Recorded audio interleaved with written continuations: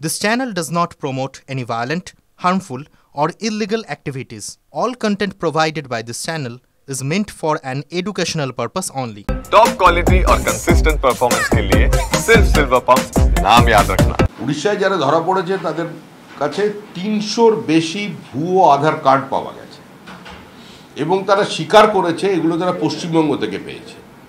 বারাসাত, মধ্যমগ্রাম এবং শিলিগুড়ি হচ্ছে এগুলো তৈরি করার হাব। তামিলনাড়ু অবিজেপি শাসিত রাজ্য, প্রতিনিয়ত বাঙালি যারা পরিযায়ী শ্রমিক আছেন তাদের আইডেন্টিটি চেক করা হচ্ছে এবং তাদের মধ্যে কিছু অংশের বাংলাদেশি পরিচয় পাওয়ার পর তারা বলছে বাঙালিদের রাখবো না, কারণ তারা নিজেদের আভ্যন্তরীণ নিরাপত্তা নিয়ে চিন্তিত। তো এটা শুধু বিজেপি শাসিত রাজ্যে নয়, এটা সারা ভারতবর্ষ জুড়ে চলছে এবং এটা চলা উচিত। ডিটেক্ট অ্যান্ড ডিপোর্ট এইটা বিজেপির ঘোষিত অবস্থান। এটা ধর্মশালা নয় যে যার যখন খুশি এখানে এসে ঢুকে পড়বে। দাদা, এসএসসি যে চাকরি হারিয়েছিলেন যারা, তারা হাইকোর্টে গেছেন, তারা এই যে নতুন যে বিধি চ্যালেঞ্জ করেছেন, তারা যে যেভাবে করা হচ্ছে, আজকে হাইকোর্টও যে হলফনামাগুলো সুপ্রিম কোর্ট দিয়েছিল রাজ্য সরকার বা এসএসসি, সেটা তরফ করেছে। কারণ কি পদগুলো কম করে দেওয়া হচ্ছে এবং প্রসেসটাও যেভাবে করা হচ্ছে সেটাকেও চ্যালেঞ্জ করা হচ্ছে হাইকোর্টে।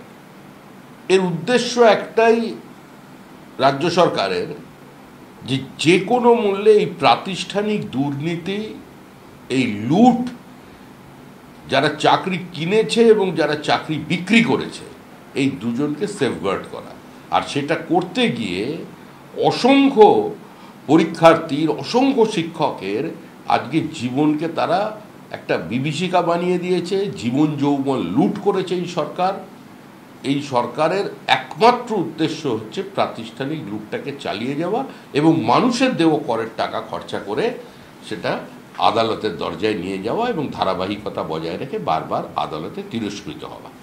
দাদা, টিএমসি বিধায়ক কাঞ্চন মল্লিক যে ব্যবহার করেছিলেন ডাক্তারের সঙ্গে, সে ডাক্তার আজকে কমপ্লেন ফাইল করেছেন, তার বিরুদ্ধে ব্যবস্থা নিতে চাইছে টিএমসির যে ডাক্তারদের সংগঠন যে তারাও। অন্যদিকে তার স্ত্রী আজকে ডাক্তারের বিরুদ্ধে কমপ্লেন করেছেন যে তিনি হ্যারাসমেন্ট করেছিলেন তাকে সেদিন। দেখুন, কাঞ্চন মল্লিক তো এরকম ছিল না, উনি তো অভিনেতা ছিলেন, থিয়েটার করতেন, সিনেমা করতেন, কিন্তু তৃণমূল কংগ্রেসে যোগ দিয়েছেন। তৃণমূল কংগ্রেসে যোগ দেওয়ার অর্থই হচ্ছে তৃণমূল এর সংস্কৃতিকে মেনে নেওয়া এবং তার সঙ্গে সম্পৃক্ত হয়ে যাওয়া। কুচবিহার থেকে কাকদ্বীপ পর্যন্ত তৃণমূল কংগ্রেস যে আচরণ করে চলেছে, যারা বিভিন্ন প্রতিষ্ঠানে গিয়ে সেখানকার আধিকারিকদের সঙ্গে যে ব্যবহার করছে, তো সেটাই কাঞ্চন মল্লিক করেছে, সেটাই অনুব্রত মণ্ডল করেছে, সেটাই তৃণমূল কংগ্রেসের অন্য নেতারা করে থাকে। তো এটা অত্যন্ত স্বাভাবিক তৃণমূলের, মানে তৃণমূলের অবস্থানগত জায়গা থেকে এটা কোনো অপরাধ বলে তৃণমূল কংগ্রেস মনে করে। সেই জন্যই তার স্ত্রীকে দিয়ে ওই ডায়েরিটা করানো হয়েছে। দাদা, এই ওড়িশার বিষয়ে আরেকটা প্রশ্ন হচ্ছে যে মহুয়া মৈত্র একটা অভিযোগ করেছেন যে নদিয়ার দুজন পরিযায়ী শ্রমিক, তাদের মোবাইলে শুধুমাত্র বাংলাদেশের মোবাইল নাম্বার ছিল বলে তাদের দুজনকে আটক করা হয়েছে। বলছে কারণ মোবাইলে বাংলাদেশের ফোন নাম্বার থাকাটাও কি অপরাধ? তিনি বলছেন সেটা উনি সংশ্লিষ্ট যে ফোরাম আছে সেখানে গিয়ে জানান। উনি নদিয়ার জনপ্রতিনিধি, তো উনি এটা নিয়ে আন্দোলন করুন, অবস্থান করুন, যেখানে যেটা করার আছে সেটা করুন। আমরা বলছি না যে কোনো বিচ্যুতি আছে বা বিচ্যুতি নেই, সেই বিতর্কে আমাদের যাবার প্রয়োজন নেই। ওড়িশা সরকার বিজেপি পরিচালিত সরকার, কিন্তু তাকে ডিফেন্ড করা তো পশ্চিমবঙ্গের পক্ষে সম্ভব নয়।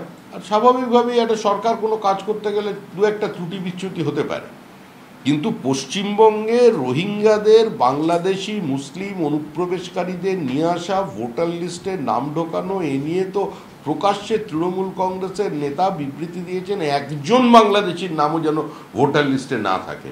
এবং মুখ্যমন্ত্রী, যিনি একদিন এই অনুপ্রবেশ নিয়ে সমস্ত কাগজপত্র স্পিকারের টেবিলে ছুঁড়ে ফেলে কেঁদে বেরিয়ে এসেছিলেন হল থেকে, সেই মুখ্যমন্ত্রী আজকে তিনি বাঙালি ইস্যু তুলছেন এবং অতীতে বলেছেন যে অনুপ্রবেশ বলে কিছু নেই, ও যাওয়া আসা এটা তো চলবেই। মহুয়া মৈত্র, আপনি যেটা বললেন যে ফোরামে যাওয়ার কথা জানিয়েছেন যে তিনি মানে যথাযথ ফোরামে যাবেন, তার এসপি, নদিয়ার এসপি বারবার করে যোগাযোগ করার চেষ্টা করছেন ওড়িশার যারা প্রশাসনিক কর্তারা রয়েছে তাদের সঙ্গে। এসপির ফোন তারা ধরছেন, জানিয়েছেন যে আইনে আদালতে দ্বারস্থ হবেন এবার আইনের দরজাটা সকলের জন্য খোলা। যদি কোনো সরকারের থেকে কোনো ভুল হয়ে থাকে, বিচ্যুতি হয়ে থাকে এবং সরকার যদি নিজের অবস্থানে অনড় থাকে, তো স্বাভাবিকভাবেই আদালতে যাবে। আর অনুগ্রহ করে আরেকটা কাজও করবেন, আমি ওনাকে অনুরোধ করছি, ওনার দলের নেতাদের একটু বলবেন, উত্তর 24 পরগনা বা বসিরহাটে ওনাদের যিনি সাংসদ আছেন, যে তামিলনাড়ুতে বসিরহাটের প্রায় 1,500 বাঙালি মুসলমান শ্রমিক যারা বাংলা বলার অপরাধে ওখানে দুরবস্থার মধ্যে পড়ছেন, কারণ অনেকে ধরা পড়েছেন যারা হচ্ছে বাংলাদেশি, তাতে যারা সন অফ দ্য সয়েল, যারা ভারতীয় মুসলমান, ভারতীয় বাঙালি মুসলমান, তারা কিন্তু তামিলনাড়ুতে একটা চরম বিপর্যয়ের সম্মুখীন হয়েছে। একটু দয়া করে এই পশ্চিমবঙ্গ সরকার নয়, এটা তৃণমূল সরকার এবং তাদের নেতারা নেত্রীরা যেন তাদের পাশেও একটু দাঁড়ান।